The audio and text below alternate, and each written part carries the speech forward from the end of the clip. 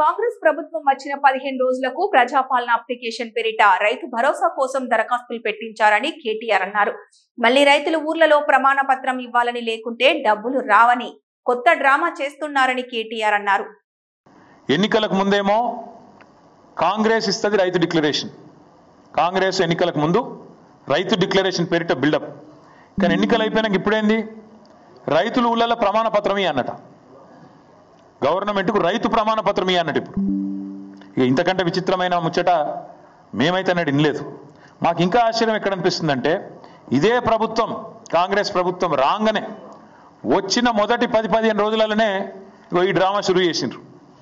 ఏమని పెట్టి రానాడు, ప్రజాపాలన దరఖాస్తులు పెట్టుకోండి అంటే పాపం 1,06,00,000 మంది దరఖాస్తులు పెట్టుకున్నారు. ఈ దరఖాస్తులలో మీరు చూడొచ్చు, స్పష్టంగా రాసింది ఇక్కడ రెడ్ మార్క్తోని ఇక్కడ మార్క్ చేసి ఉంది. ఈ దరఖాస్తులు దేనికి తీసుకున్నారు అన్నాడు, దేనికంటే మహాలక్ష్మి, రైతు భరోసా, గృహజ్యోతి, ఇందిరమ్మ ఇండ్లు, చేయూత పథకంల కొరకు ఈ ప్రజాపాలన దరఖాస్తులు 1,06,00,000 దరఖాస్తులు రాష్ట్ర ప్రభుత్వం స్వీకరించింది. ప్రజాపాలన అయిపోయినాక చెప్పింది, మేము స్వీకరించినాం దరఖాస్తులు, మాకు దరఖాస్తులు అందినాయి, ముట్టినాయి అని చెప్పిండ్రు.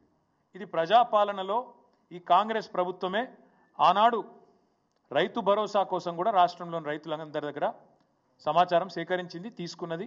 ఇలా ప్రభుత్వం దగ్గర ఉండాలి. అది కాకుండా విచిత్రం ఏంటంటే ఇప్పుడు మళ్ళొక్కసారి కొత్త డ్రామా.